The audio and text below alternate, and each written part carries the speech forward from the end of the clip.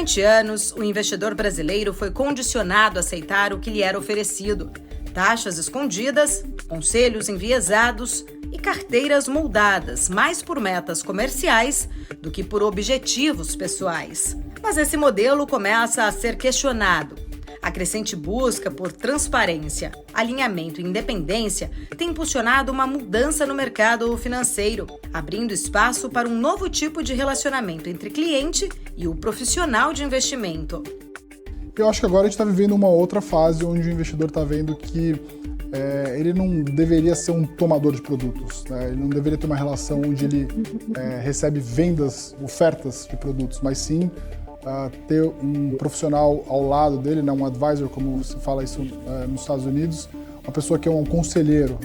E como a tecnologia, a educação e a diversificação podem acelerar esse processo.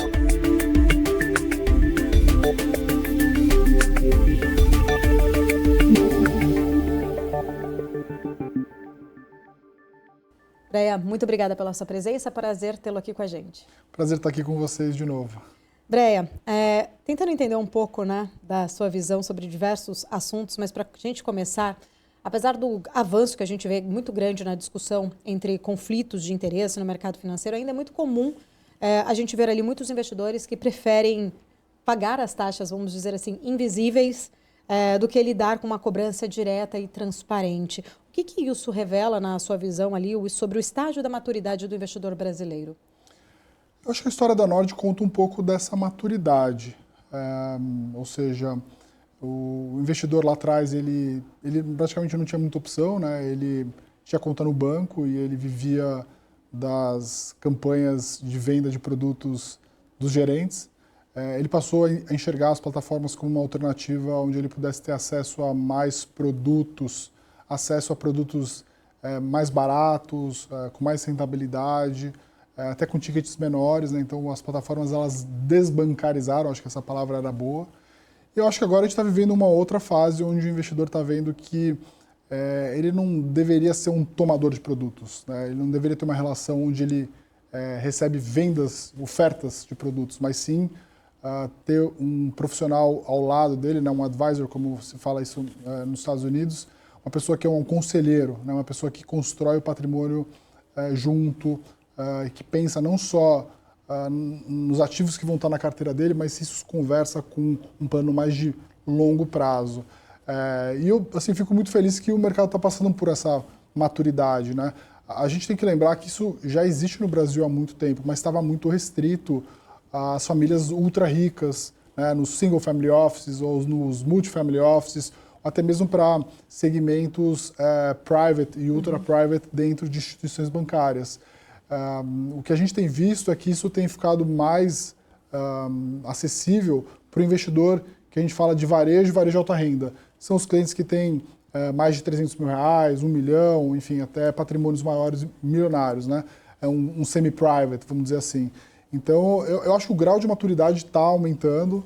Então, a história da Nord, como eu disse, conta um pouco essa grau de maturidade, né? A gente começou como uma casa de análise, onde as pessoas procuravam informações para tomar as próprias decisões de investimento, e depois passaram também a procurar profissionais que estão preocupados em construir o patrimônio junto com o cliente, tá? Você tocou num ponto aqui que é legal, né? Os investidores, eles não conseguem, na verdade, de fato, comparar o quanto que eles estão pagando, porque ainda, mesmo depois da mudança na legislação, ainda as taxas não são 100% transparentes, né? Não conseguiram resolver de dar 100% de transparência. Então, ele mesmo não consegue tomar essa decisão, né? Quando a gente começou a Nord, eu lembro de muita gente falar assim, o investidor brasileiro não está preparado para pagar. Eu falei assim, ele paga muito, aliás, muitas vezes, basta ver os balanços dos bancos. Ele só não sabe quanto paga, então é difícil até para ele comparar. Mas eu acho que a gente está passando por uma transformação bastante relevante e acho que o mercado vai caminhar muito para esse lado, né? Se você for olhar o que aconteceu já com mercados mais maduros, o mundo de advisors ele cresce muito e ele toma uma participação muito mais relevante até do modelo de comissão. Quais barreiras você acredita que elas ainda precisam ser superadas até para que esse modelo ali, talvez mais transparente, mais justo e aliado também ao cliente, se torne ainda mais comum e até dominante no nosso mercado? Tem uma coisa que atrapalha muito o desenvolvimento do mercado de capitais no Brasil, por incrível que pareça. As pessoas acham que o banqueiro ou a Faria Lima ganha mais com o juro alto. Na verdade, os negócios diminuem, né? E infelizmente a gente tem um juro muito alto no Brasil. Isso atrasa todo o financial deepening, né? Que é o financial deepening. A gente viu movimentos disso no passado, né? Tanto da desbancarização, depois o acesso a plataformas, depois o número de investidores na Bolsa Brasileira, o número de investidores em fundos imobiliários, em renda fixa, ofertas de varejo mudando. Eu acho que a gente ainda tem um problema que é um juro muito alto. Isso faz com que as pessoas se preocupem menos, né, em diversificar o patrimônio, procurar um especialista. Acho que também falta, de fato, uma educação financeira como um todo, não tenho a menor dúvida, né? Quando a gente compara também a mercados mais maduros, né, a classe média ela é muito mais gorda, né? Ou seja, no Brasil, para você, vamos dizer assim, estar dentro desse hall aí dos milionários, que, vamos dizer assim, são os meus concorrentes e a gente estamos de olho nos recursos de milionários, a gente está falando de um público-alvo de 300 mil pessoas, né? Então é um pouco mais de 1% da população. Então, eu acho que falta bastante coisa. Falta educação financeira, falta a gente ter um ambiente de juros mais baixo, um ambiente de negócios melhor e acho que também um maior nível de consciência. Eu acho que se tudo isso caminhasse, como a gente viu já caminhando no passado, né, quando a gente teve lá atrás um movimento no Brasil de juros caindo, volta dos IPOs, etc., a gente viu esse movimento de financial deepening se intensificar. E a gente torce para que isso aconteça no futuro. Eu não tenho a menor dúvida que isso vai acontecer no Brasil. Mais rápido ou mais devagar, a depender das condições de mercado. Uma questão de tempo, né? Breia, o mercado de consultoria ele vem se aquecendo bastante, vem atraindo ali profissionais que antes, inclusive, atuavam como assessores. O que, na sua visão, tem motivado para essa migração e também tentando entender, né, o que diferencia, na prática, o modelo de vocês ali da Nord dos modelos tradicionais? Eu acho que os assessores, né, as corretoras, os assessores fizeram um papel fundamental nesses primeiros 10 anos aí de desbancarização. As pessoas, de fato, tiveram a oportunidade de ter uma relação diferente na construção de patrimônio. O problema é que os incentivos são muito perversos, né? O que aconteceu foram que as grandes corretoras compraram ou botaram muito dinheiro nesses negócios e isso obrigou o assessor na ponta final a tomar decisões que nem sempre foram bons para os clientes, porque, enfim, ele fez um negócio lá atrás, ele precisa entregar o resultado e o resultado está muito atrelado à receita. A gente sabe que os produtos que pagam mais receita, em geral, são os produtos que são mais danosos para a construção de patrimônio do cliente ao longo do tempo, né? Então, o profissional, ele está se questionando muito, né, o que vai ser o modelo do futuro. Alguns profissionais, inclusive, já dentro da própria profissão do assessor, tentaram migrar ali, dentro até do modelo de assessoria, sair do modelo de comissão e ir para o modelo de FII fixo, que isso já foi possível em algum tempo. Grandes escritórios de assessoria, que eram puros de assessoria, montaram suas áreas de wealth management, de fee-based também, como uma alternativa para o cliente. Alguns deles até mais radicais migraram completamente. Então a gente está passando realmente por uma mudança na forma como os profissionais do mercado financeiro e também os atores do mercado financeiro estão olhando para essa transformação. De novo, eu tenho muita convicção que isso vai passar por uma revolução relevante. E assim, não estou tirando isso da minha cabeça, isso aconteceu em todos os mercados. Tá? Vai demorar mais ou menos. E assim, as pessoas que conseguem tomar mais risco, estão menos preocupadas com resultados de curto prazo, eles já estão fazendo essa mudança. Então, a gente mesmo lá na Nord, a gente tem uma área de B2B, onde a gente permite que esses profissionais ou escritórios que querem fazer essa transição, sair do modelo de assessoria e ir para o modelo de consultoria, eles possam fazer essa transição da melhor maneira possível, né? Com toda uma estrutura que a gente provém para eles de tecnologia, de consolidação de patrimônio, de alocação, inteligência de alocação, né? Também inteligência de recomendações de investimento, toda uma infraestrutura também de tecnologia para ele atender melhor o cliente dele, consolidar de forma mais rápida, ter um CRM efetivo. Eu não tenho a menor dúvida que assim, vai haver uma grande migração do profissional assessor para virar um consultor, né?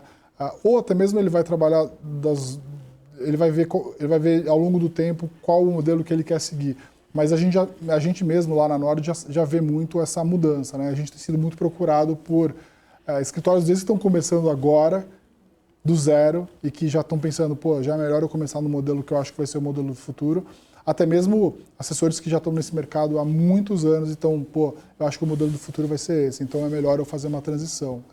A gente tem visto isso diariamente, a gente tem bastante conversa aí com bastante gente do mercado, acho que a gente está passando de fato por uma revolução importante. Olhando um pouco ali para o perfil dos investidores, né? Muitos investidores têm muita dificuldade ainda de entender, né, se a alocação da carteira está de fato aliada ao seu próprio perfil, e a gente sempre fala muito, né, que o perfil do investidor, muitas vezes o investidor ele só testa ele na hora das adversidades ou na hora das crises, e ali talvez ele consegue, de fato, perceber se ele está enquadrado no perfil certo ou não. Mas aí, puxando para o lado da consultoria, né? Como que a consultoria ela pode preencher, de fato, essa lacuna, evitar também decisões baseadas apenas em metas ali, e metas comerciais também, claro, e não em objetivos reais desses investidores? Sim. O grande desafio nosso lá no dia a dia, né, que eu faço uma analogia assim, a gente é o médico da longevidade financeira das pessoas. Eu não sou um profissional que divido meus clientes em caixinhas, entre conservador, moderado, arrojado e agressivo, e eu toco eles como se fossem pessoas iguais, por perfil de risco. O perfil de risco é só uma parte do nosso trabalho. Uma parte relevante do nosso trabalho é saber se esse perfil de risco e o momento que ela está hoje, essa pessoa, se isso conversa com um plano futuro de liberdade financeira, que pode ser aposentadoria ou só liberdade financeira, certo?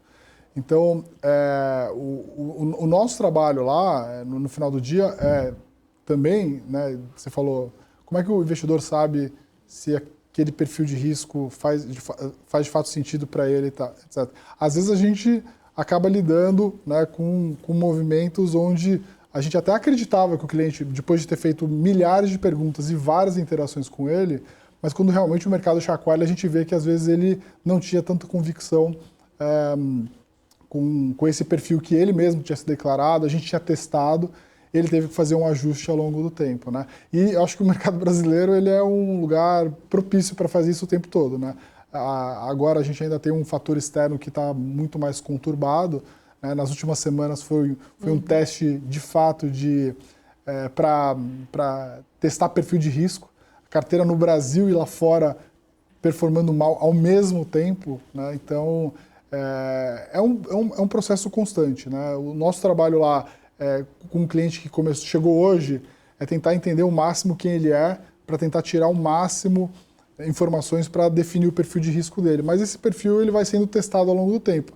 E o Brasil é um lugar perfeito para testar o perfil de risco das pessoas o tempo todo, né? Então, tem muito trabalho que tem que ser feito, inclusive de entender aí nos detalhes, né, o perfil de cada um. E tem um trabalho que é de customizar de fato, né? Uma pessoa que tem um perfil conservador, mas que tem uma idade mais avançada, ela vai ter uma carteira diferente de uma pessoa que também tem um perfil conservador, mas ela é muito mais jovem. Uma que poupa muito e uma que não poupa tanto. Então a gente tem que fazer esse trabalho todo de desmiuçar todos esses detalhes para tentar chegar no perfil ideal do cliente. Ô Breia, e mesmo bem assessorado, né, todo mundo tem aquele amigo, irmão, primo, cunhado que vai sempre opinar ali sobre investimentos. Como que você enxerga, né, o papel de educar o investidor, principalmente ali sobre os riscos dele receber aconselhamentos enviesados ou aconselhamentos, inclusive, de pessoas que não entendem, de fato, ali sobre essa volatilidade, sobre os cenários incertos? Sim, eu diria que hoje, né, eu não, assim, acho que todo mundo fala, né, a gente está numa era da superinformação. Quando eu comecei há 20 anos atrás no mercado financeiro, você não conseguia ver a cotação dos ativos, a não ser que você trabalhasse no mercado financeiro, né? Você conseguia ver a cotação no dia seguinte no jornal. Hoje, qualquer pessoa vê o seu patrimônio oscilando em microsegundos, né?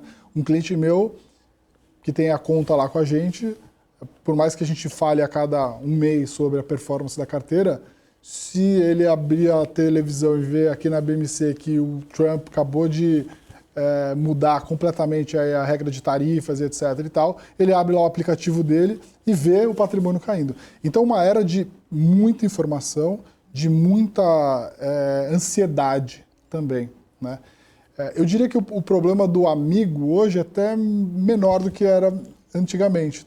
Eu acho que o maior problema, de fato, é essa quantidade gigantesca de informações o tempo todo que as pessoas são bombardeadas. Isso gera uma ansiedade nas pessoas, não tenho a menor dúvida, né? E também esse acesso muito fácil à cotação, transação, né? O que gera nas pessoas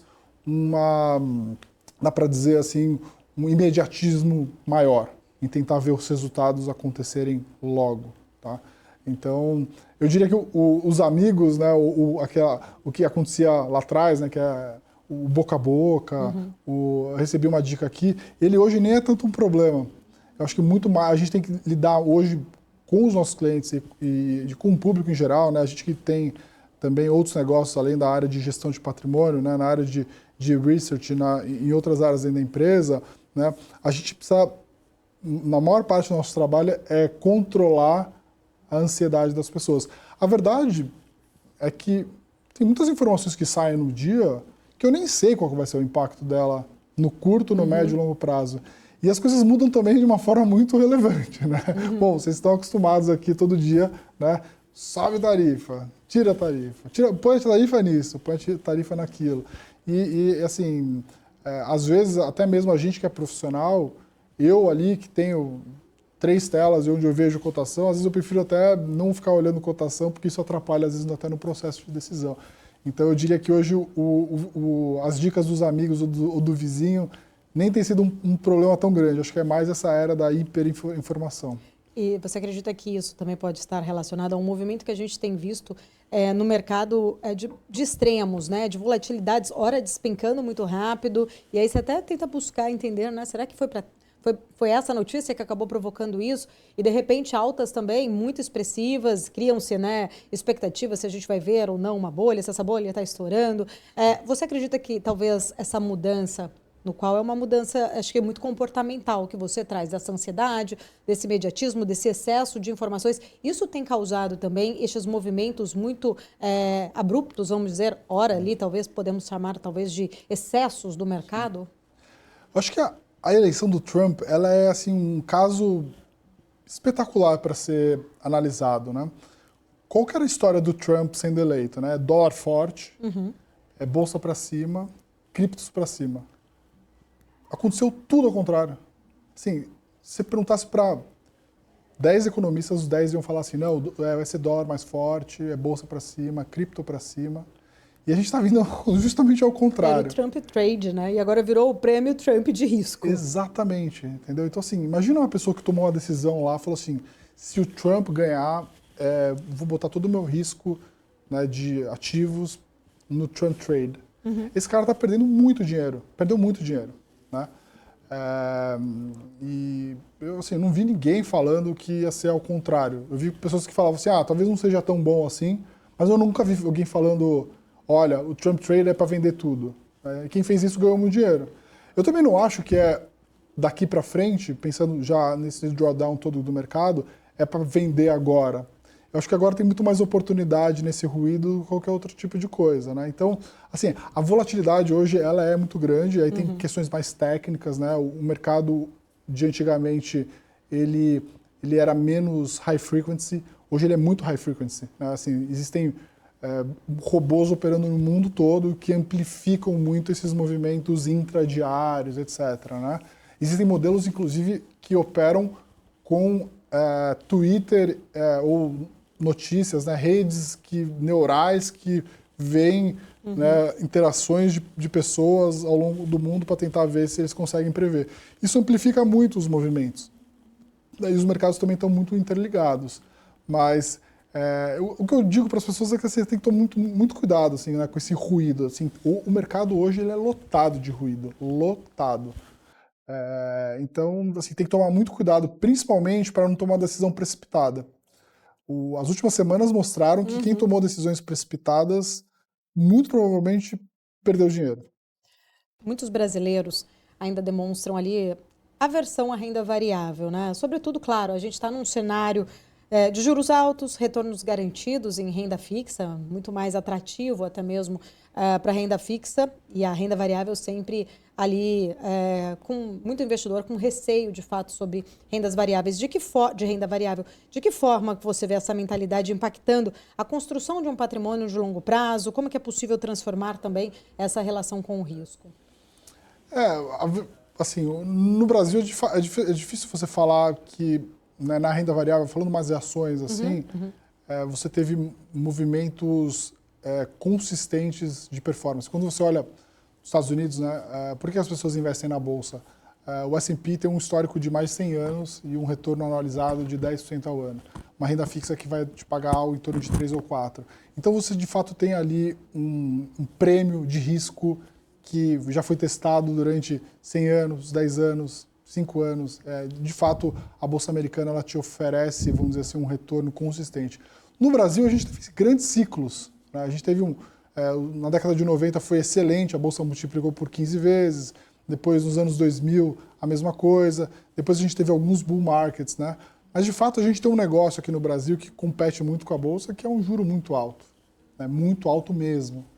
Então, eu não acho necessariamente que as pessoas precisam ter Bolsa. Eu sou um cara de Bolsa a vida toda. Né? Comecei no mercado financeiro em Bolsa. Então, eu entendo que boas empresas e bons negócios vão entregar melhores retornos do que você simplesmente deixar o seu dinheiro na renda fixa. Mas isso te exige, no Brasil especificamente, uma disciplina muitíssimo grande de olhar para o longuíssimo prazo. E assim, o longuíssimo prazo é um universo temporal que talvez pouca gente tenha.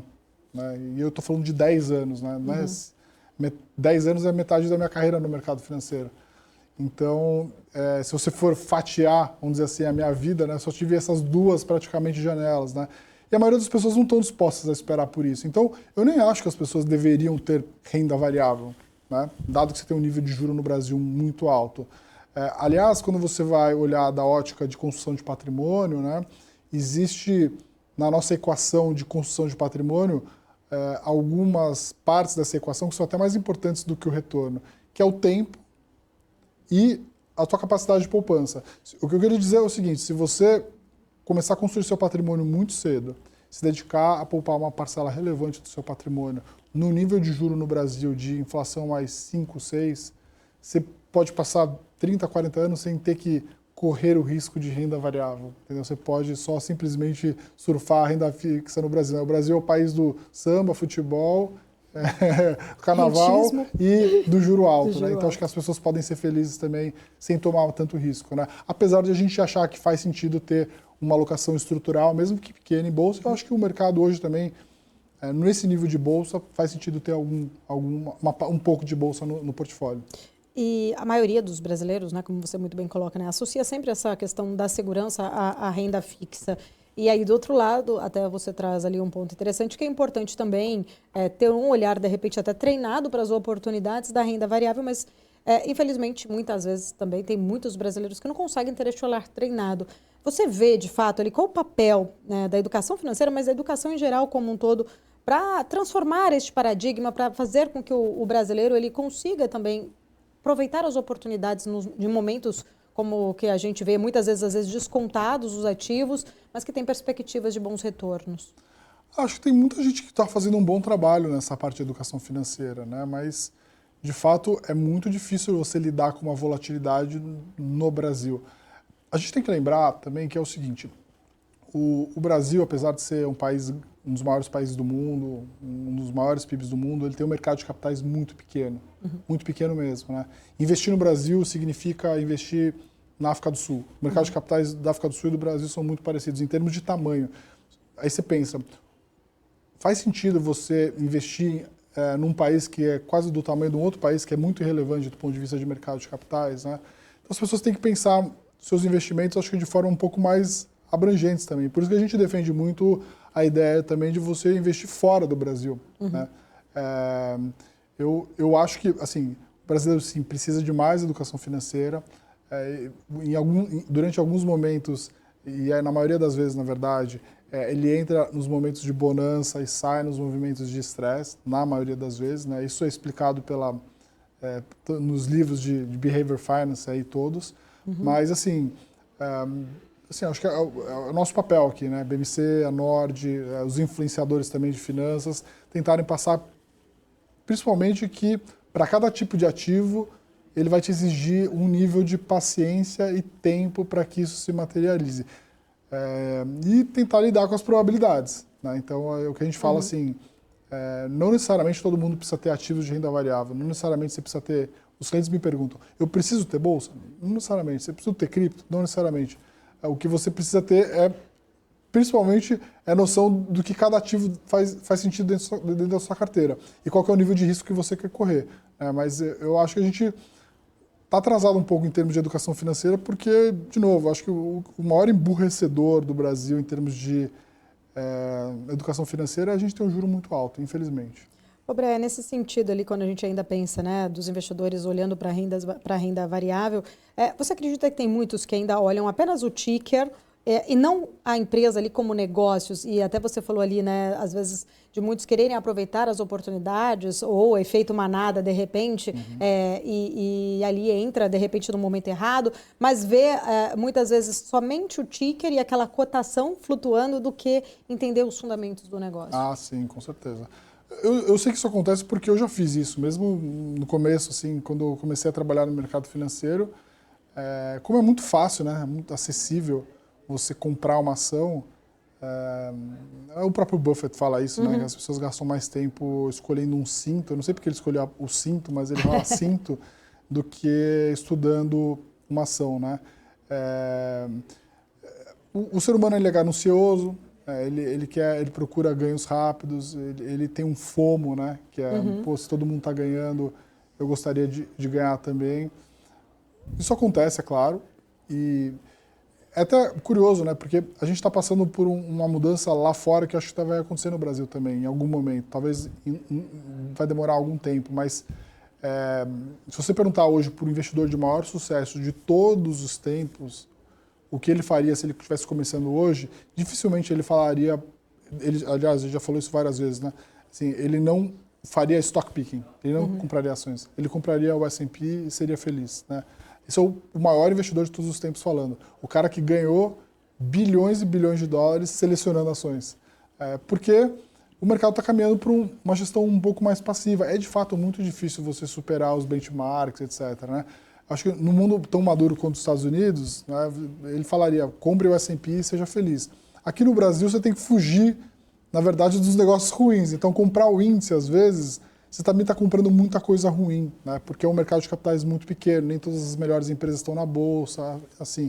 Então, eu acho que ainda assim, vai demorar muito até que a gente tenha esse grau de maturidade. Acho que as pessoas vão continuar comprando os tickers sem analisar os negócios. Isso acontece, acho que tanto no Brasil como qualquer outro mercado, mesmo no mercado desenvolvido.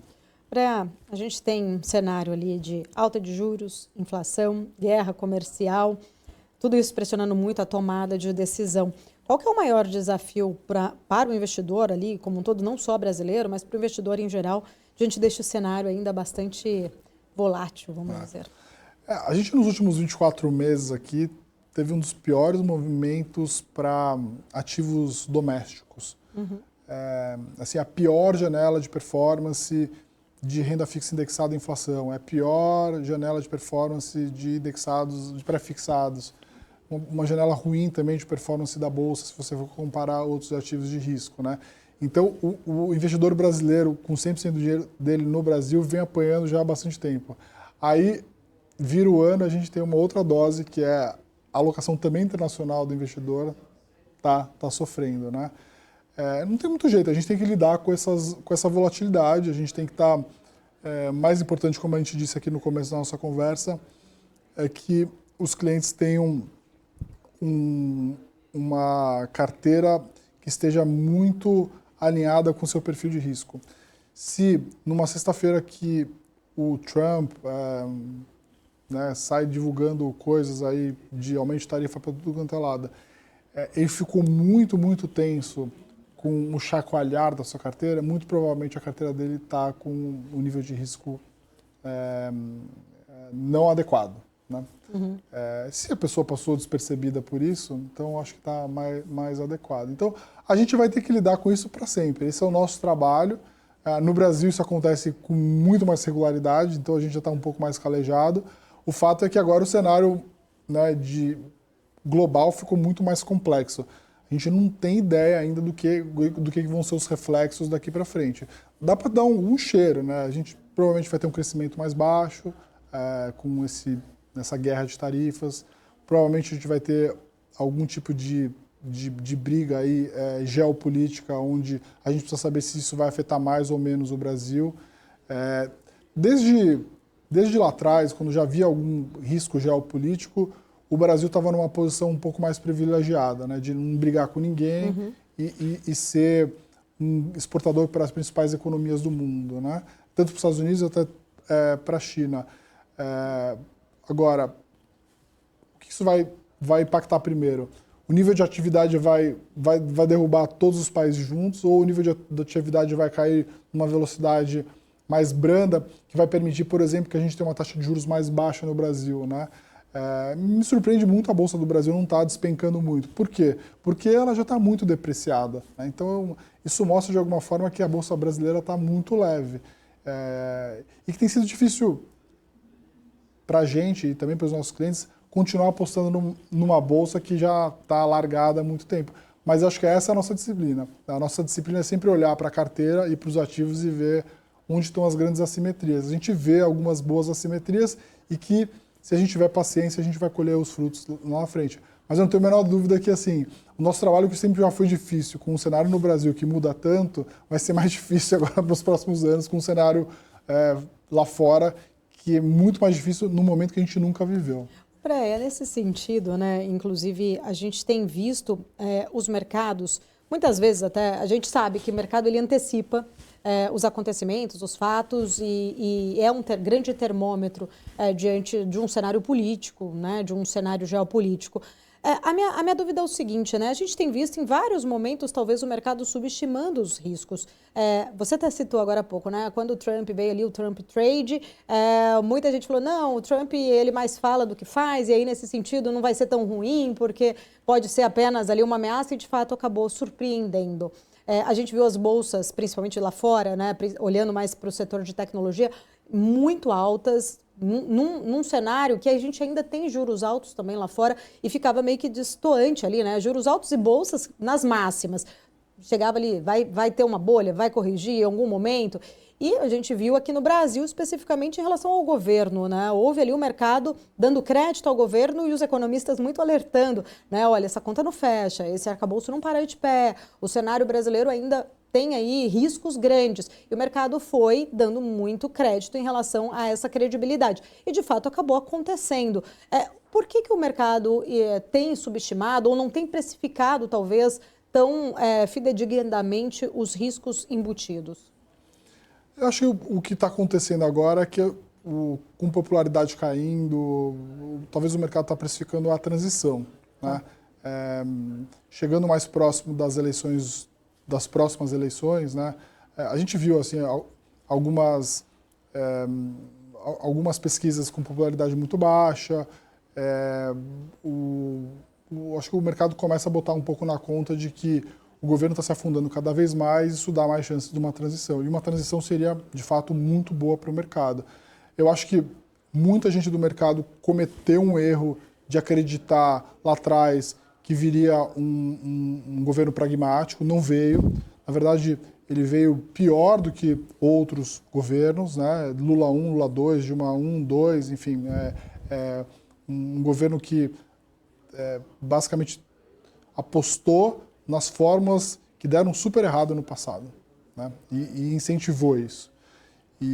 Então, eu acho que o mercado hoje, ele não está... Assim, apesar de a gente ver aí um cenário... eu estava vendo aqui antes de a gente começar, né, as entrevistas que vocês fizeram sobre PLDO. Assim, uma notícia bem ruim, né? Assim, a situação fiscal no Brasil, ela é muito ruim. Mas isso já não tem mais feito preço, porque isso coloca cada vez mais o governo em xeque. Então, eu acho que o que está na discussão, e aí é um cenário muito binário, que isso acho que é mais difícil para a gente lá no nosso dia a dia tomar a decisão de investimento nas nossas carteiras de investimento é assim, o quão assimétrico isso pode estar hoje. Porque uma transição, de fato, levaria os preços no Brasil para outros patamares. A Bolsa para 200 mil pontos, o juro longo caísse muito, etc.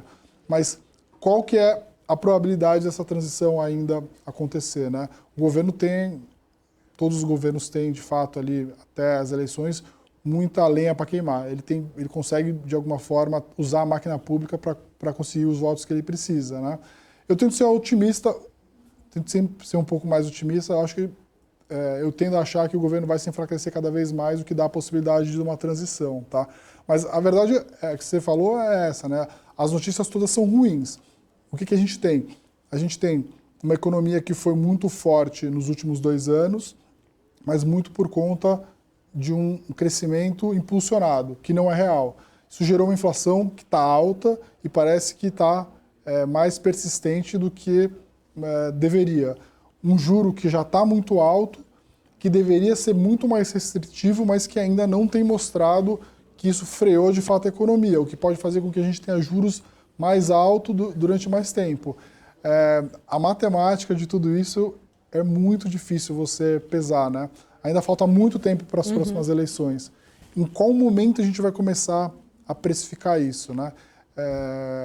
A verdade é que assim, a gente vai ter que lidar assim, quase como um carro na ponta dos dedos mesmo, porque cada sinal aqui pode dar um indício para a gente do que podem ser as próximas eleições, o que pode ser condição de política monetária. Não dá para esperar qualquer tipo de austeridade do ponto de vista do governo, do ponto de vista fiscal, não dá, né? Eu acho que o governo vai continuar apostando em mais gasto para manter sua popularidade alta. A verdade é que a boa notícia disso tudo é que a gente tem um banqueiro central que eliminou principalmente aquela primeira nossa dúvida se ele seria um cara mais político ou um cara mais técnico. Ele tem feito um bom trabalho. Isso, aliás, eu preciso falar isso publicamente, né? Acho que foi uma má escolha no passado.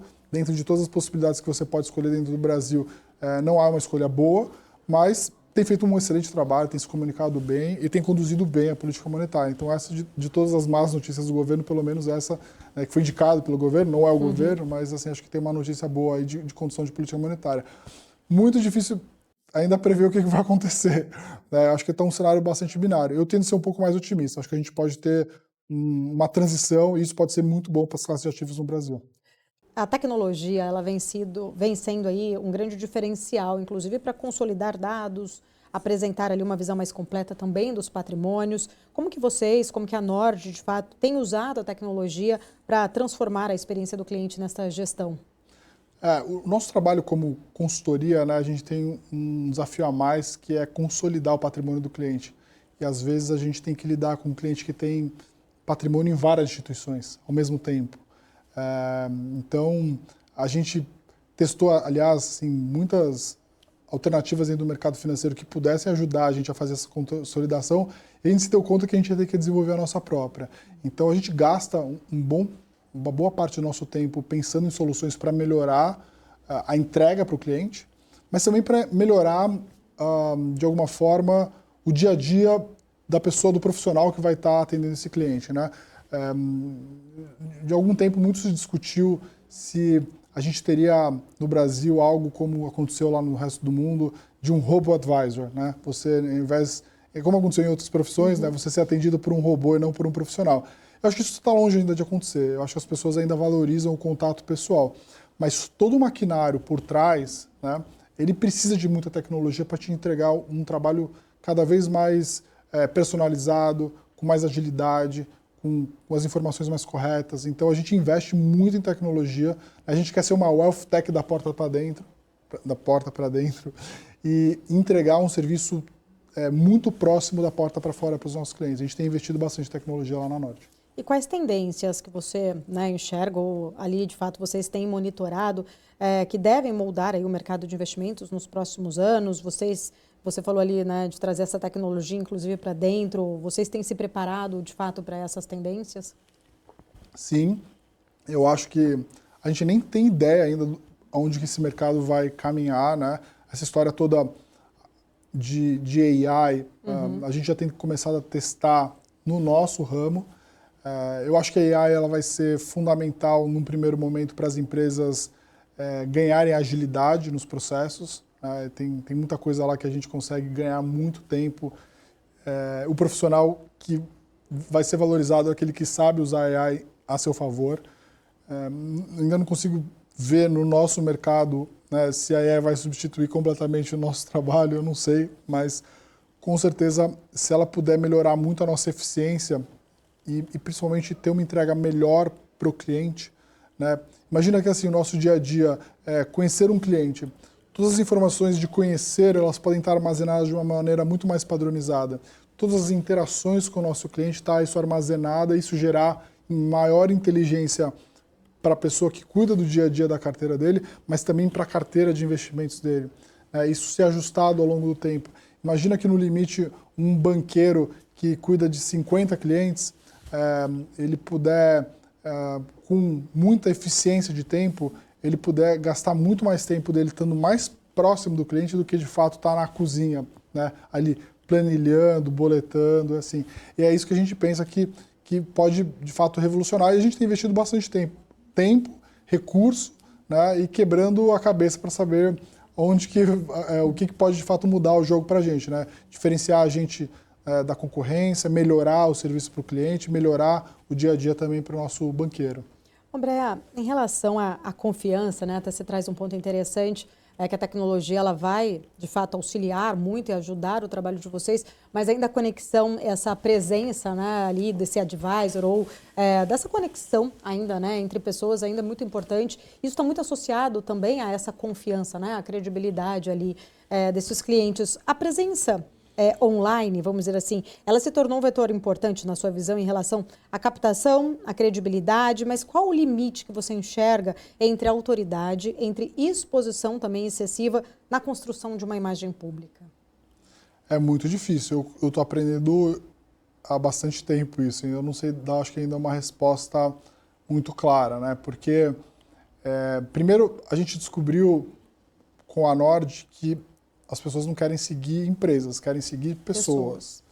Então, a exposição das pessoas que estão à frente lá, ela é relevante. Depois eu aprendi, né, no dia a dia, que a gente acaba atraindo alguns clientes que gostam da gente porque gostam da gente. Outros vão gostar da nossa competência. Outros vão ter uma empatia. Outros gostam do que você gosta.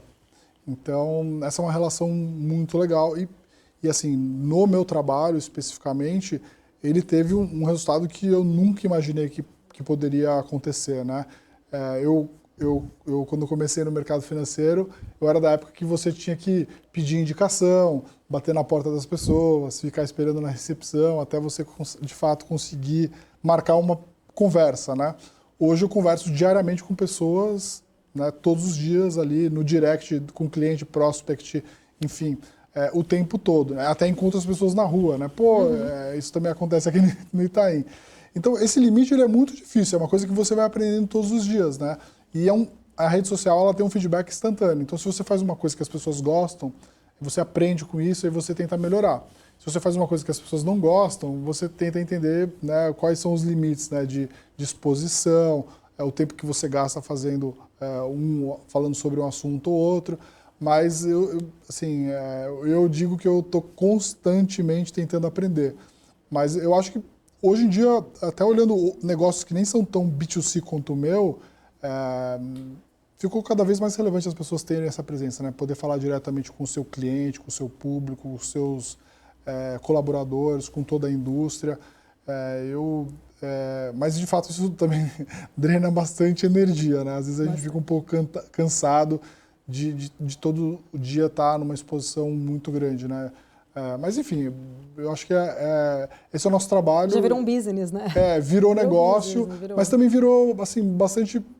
Tem uma parte de prazer legal, tem uma troca legal, você conhece gente legal, você conhece gente que você admira, isso te dá bastante coisas legais. Tem a parte chata, mas também assim, tem muito mais coisa legal do que coisa chata.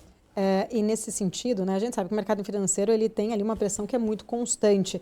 Você trouxe, né, um ponto que é muito interessante, que as pessoas elas se conectam com pessoas e não mais com as marcas como antigamente. Mas você também tem a sua grande pressão e performance, né, em realizar boas performances. Como que você enxerga, talvez, né, se existe ou não um segredo para equilibrar essa performance e a qualidade de vida? Também expor ali um pouco da sua vida como pessoa e não só ali Sim. como um profissional do mercado. Assim, eu penso nisso diariamente, assim, eu não sei qual que é o nível certo de equilíbrio, sabe?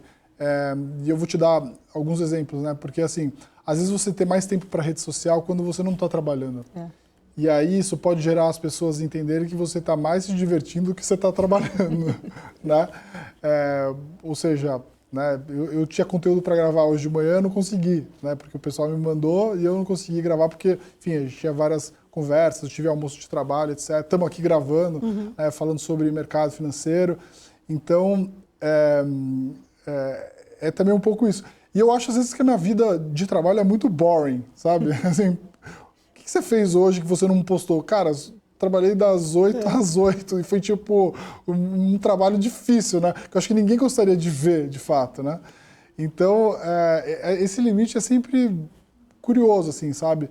Eu já tomei bronca, né, por estar me expondo muito relativamente ao não meu trabalho e vice-versa.